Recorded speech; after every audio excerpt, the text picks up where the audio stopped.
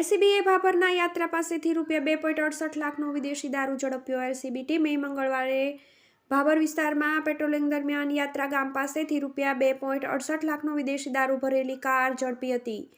દારૂ અને કાર મળી કુલ ₹8.76 લાખનો મુદ્દામાલ જપ્ત કરાયો હતો। ગાડીની નંબર પ્લેટ બદલીને દારૂની હેરાફેરી કરાતી હતી। ભાભર ગાય સર્કલ તરફથી કાર નંબર 855માં વિદેશી દારૂ મેરાજભાઈ રામજીભાઈ રબારી રહેવાસી મલુપુર થરાદ ભરીને આવી રહ્યો છે। આ બાતમીના આધારે એલસીબી ટીમ દ્વારા ભાભર કટાવ 3 રસ્તા પાસે નાકાબંધી કરી હતી, જે દરમિયાન ગાડી આવતા પોલીસને જોઈ ગાડી ચાલકે ગાડી ઊભી ના રાખતા એલસીબીની ટીમ દ્વારા ગાડીનો પીછો કરવામાં આવ્યો હતો। ત્યારે યાત્રા ગામ પાસે ચાલકે કાબુ ગુમાવતા ગાડી રોડ પરથી નીચે ઉતરી ગઈ હતી અને ચાલક નાસી ગયો હતો।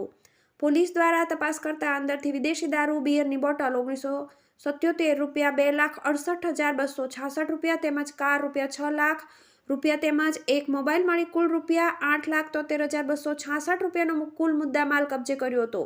તેમજ કારનો સાચો નંબર GJ18BP 8686ની જગ્યાએ ખોટી રજિસ્ટ્રેશન પ્લેટ, જેનો નંબર GJ0FD855 વાળી ખોટી રજિસ્ટ્રેશન પ્લેટ લગાવી ખરા તરીકે ઉપયોગ કરતા ચાલક મેરાજભાઈ રામજીભાઈ રબારી વિરુદ્ધ ફરિયાદ નોંધાઈ હતી। પોલીસે દારૂ, કાર સહિત ₹8.76 લાખનો મુદ્દામાલ જપ્ત કર્યો।